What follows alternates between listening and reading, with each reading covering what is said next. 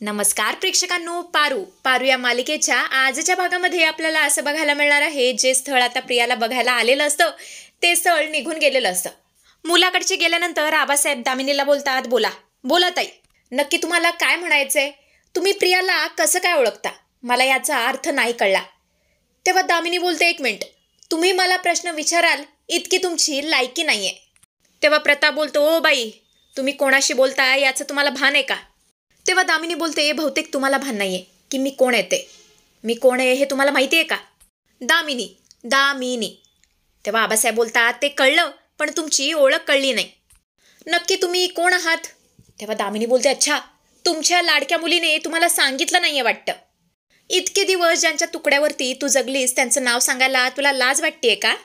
तुमची मुलगी ज्यांच्याकडे काम करत होती ना, नोकर म्हणून, त्या माझ्या लाडक्या वहिनी, ज्यांचं नाव आहे अहिल्यादेवी किर्लोस्कर. आणि अहिल्याचं नाव ऐकून आबांना खूप मोठा धक्का बसो. ते आता दामिनीकडे डोळे वटारून बघू लागतात. त्यांना इतका राग आलेला असतो, ते सरळ उठून उभे राहतात. तेव्हा दामिनी बोलते, अरे बापरे, अहिल्या वहिनींचं नाव ऐकल्यावर तुमच्या तर पायाखालची जमीनच सरकली. नाही म्हणजे तुम्ही उठून उभे राहिला ना म्हणून म्हणतीये. पाहिलत का आमच्या वहिनींचा दरारा? आणि कसं आहे ना, मी अहिल्या वहिनींच्या 2 मुलांना हुडकायला आलीये, पण ती दोघं सुद्धा अहिल्या वहिनींचीच मुलं. ती सुद्धा या फुटकळ गावात आणि अशा या भिक्कारड्या घरात राहतील असं काही मला वाटत नाही. पण प्रिया, तुम्हाला अशी भेटलीस ना ते फार बरं झालं. नाही म्हणजे अचानक तुला वहिनींनी घराच्या बाहेर हाकलून दिलं होतं ना, तुला तुझा हा पगार सुद्धा दिला नसेल. पण तू अजिबात काळजी करू नकोस, मी वहिनींना सांगते, त्या तुझा पगार नक्कीच देतील. आणि हे सगळं ऐकून तर आबासाहेबांना इतका राग येतो, ते दामिनीला बोलतात, चल उठ, मी काय म्हणतोय उठ. दामिनी उठून उभी राहते. आबासाहेब आता पुढे बोलतात, जे नाव तू आता उच्चारलंस ना, ते नाव या घरात घ्यायला सुद्धा परवानगी नाहीये. आणि हे ऐकून तर आदित्य, प्रीतम, पारू, प्रिया सगळ्यांनाच धक्का बसलेला असतो. कोणाला काहीच कळत नसतं की आबासाहेब असं का बोलतायत, का म्हणतायत. आबासाहेब आता पुढे बोलतात, तू बाई आहेस म्हणून मी तुला सोडतोय. तू जर बाई नसतीस ना तर तुझी जीभ हासडून ना तुझ्याच हातात दिली असती. मला एक सांग, तू आहेस तरी कोण? माझ्याच गावात येतेस आणि माझाच अपमान करतेस. आणि काय गे प्रिया, अख्ख्या जगामध्ये तुला यांचंच घर सापडलं होतं का नोकरी करण्यासाठी? त्यापेक्षा तू भीक जरी मागितली असतीस ना तरी देखील मला चाललं असतं. पार्वती, या बाईला धक्के मारून या घराच्या बाहेर काढ. तेव्हा दामिनी बोलते, अजिबात नाही, ही या घरची नोकर आहे आणि मला बाहेर काढण्याची हिची लायकी नाही. आणि जर वहिनींना कळलं ना की तुम्ही माझा अपमान करताय तर त्या हे घर जाळून टाकतील, लक्षात ठेवा. तुम्हाला लक्षात येत नाहीये तुम्ही किर्लोस्करांचा अपमान करताय. तेव्हा आबा बोलतात, ओ बाई, अपमान ज्यांचा होतो ज्यांना मुळात मान असतो. श्रीमंतीचा माज अजून काही तुमचा जिरत नाही. ती माझ्यासाठी कधीच मेलीये, तरी सुद्धा तिने तुला पाठवलं मी जिवंत आहे का मेलोय हे बघण्यासाठी ना. आणि हे ऐकून तर पारू आदित्यला पुन्हा धक्का बसतो. आबासाहेब आता पुढे बोलतात, ती किर्लोस्करांना विश्वासघातकी माणसं आहेत. विश्वासघात ज्यांच्या नसा नसात भरलाय, अशा माणसांना मी आमच्या गावामध्ये थारा देत नसतो. आम्हाला जर कळलं असतं ना त्यांची 2 मुलं इथं आली आहेत तर त्यांची खांडोळी करून पुन्हा परत पाठवली असती.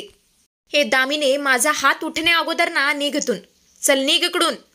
तेव्हा प्रताप बोलतो, ओ बाई, तुम्हाला ऐकू येत नाहीये आबासाहेब काय बोलतायत, चला निघा. तेव्हा दामिनी बोलते, हो हो जातीये, मला सुद्धा तुमच्या घरात राहण्याची काही हौस नाहीये, जाते मी. असं म्हणतच ही दामिनी तिकडून निघून जाते. तर आता सीन चेंज होतो, रात्रीची वेळ असते. आदित्य त्याच्या खोलीत असतो. तेवढ्यातच तिथे पारू येते. पारू बोलते, आदित्य सर, अहो स्वतःला सावरा. आदित्य बोलतो, पारू अगं तू सांग मी कसं सावरू? तुला माहिती आहे ना आबासाहेब काय म्हणाले, दगाबाज, घातकी, बेकार, हे सगळं म्हणाले ते आम्हा किर्लोस्करांना. त्यांची हिंमत कशी झाली आईला आणि आम्हा किर्लोस्करांना असं म्हणण्याची. मी स्वतःला किती कंट्रोल केलंय ना माझं मलाच माहीत आहे. तेवढंच तिथे प्रीतम येतो आणि बोलतो, दादा चल आपण इकडून निघतोय. पारू बोलते, प्रीतम सर, अहो हे काय बोलताय? तेव्हा प्रीतम बोलतो, हो, खड्ड्यात गेलं हे प्रेम आणि खड्ड्यात गेलं हे लग्न.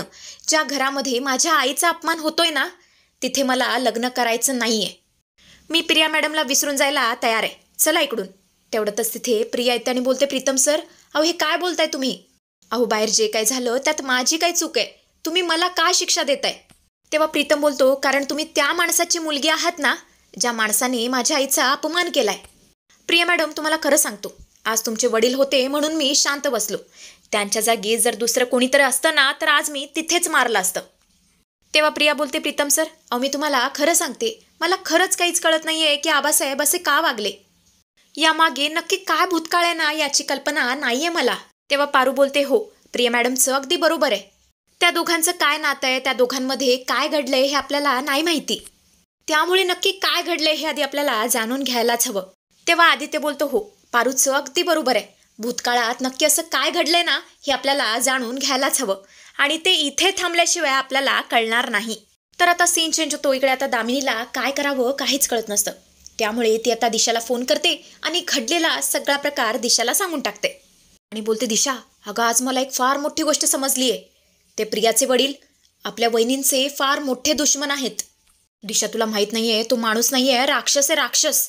त्याच्यापासून मी स्वतःचा जीव कसा वाचवलाय ना माझं मला माहिती. अजून एक गोष्ट, आदित्य आणि प्रीतम इथे नाही आहेत. तेव्हा दिशा बोलते, नाही नाही नाही, तुझा काहीतरी गैरसमज झालाय. ती प्रिया तिकडे आहे ना, मग आदित्य आणि प्रीतम सुद्धा तिथेच असणार. I am damn sure. तू एक काम कर, तिथेच थांब आणि त्यांच्यावरती लक्ष ठेव. दामिनी बोलते, नाही अजिबात मला हे सगळं जमणार नाही. मला माझा जीव प्यारा आहे, मी निघतीये. असं म्हणत असते तर दिशाचा फोन कट करते. इकडे आपण पाहतो तर काय, प्रीतम म्हणत असतो, प्रिया मॅडम प्लीज आता तुम्ही मला विसरून जा. प्रिया बोलते, नाही नाही हे अशक्य आहे. विसरण्यासाठी मी प्रेम केलं नव्हतं. माझं प्रेम इतकं हलकं नाही आहे. आणि जर तुम्हाला जायचं असेल ना तर खुशाल जा, पण त्यापूर्वी माझा जीव घेऊन जा. पण प्रीतम काय तिचं ऐकत नाही, तो तिकडून निघून जातो. प्रिया बोलते, पारू अगं काहीतरी कर. प्रीतमला समजाव, मी त्याच्याशिवाय नाही जगू शकत. इकडे आपण पाहतो तर काय, आबासाहेब त्यांच्या खोलीत असतात. मंदा मावशी त्यांना समजवत असते. ती म्हणत असते, आबासाहेब अहो हे सगळं विसरून जा. किती दिवस हा वैर तुम्ही जिवंत ठेवणार आहात. तेव्हा आबासाहेब बोलतात, मरेपर्यंत. कारण तिने जे काही माझ्यासोबत केलंय ना ते मी कधीच विसरू शकणार नाही. आणि आत्तासुद्धा तिने या बाईला मुद्दाम पाठवलंय. ती माझ्या विरुद्ध खूप मोठं षडयंत्र रचतीये. पण मी तिला या सगळ्यामध्ये यश मिळू देणार नाही. आणि देव करो ती मुलं ना चुकून सुद्धा माझ्या समोर यायला नको. ती मुलं जर माझ्या समोर आलीत ना तर त्यांचे हातपाय तोडून मी कुत्र्याला खायला घालीन. इकडे आपण पाहतो तर काय, पारू आणि आदित्य मिळून प्रीतमला थांबवतात. पारू बोलते, प्रीतम सर मला असं वाटतंय त्या दोघांच्या मध्ये नक्कीच काहीतरी गैरसमज झालाय आणि तो गैरसमज आता आपल्याला मिटवायचा आहे. तेव्हा आदित्य बोलतो, हो मला पारूचं पटतंय. आणि प्रीतम चल प्रियाची माफी माग. तेव्हा प्रीतम सुद्धा प्रियाची माफी मागतो आणि तिला मिठीत घेतो. तेवढंच पारू बोलते, मी काय म्हणते उद्या सकाळी आपण सगळ्यांनी कुठेतरी फिरायला जाऊया का. आणि हे ऐकून आदित्य जाम खुश होतो. प्रीतम बोलतो, बेस्ट आहे, ही तर बेस्ट आयडिया आहे. तर आता 18 तारखेच्या प्रोमोमध्ये आपल्याला असं बघायला मिळणार आहे, आबासाहेब प्रतापकडे जातात आणि बोलतात, प्रताप जरा गावात चौकशी करा की मुंबईवरून कोण नवीन लोक आली आहेत का ते. तेव्हा प्रताप बोलतो, गावात चौकशी करण्यापेक्षा आपण घरात चौकशी करू. ही दोघे आहेत ना, मला असं वाटतंय हीच दोन त्या अहिल्याची मुलं आहेत.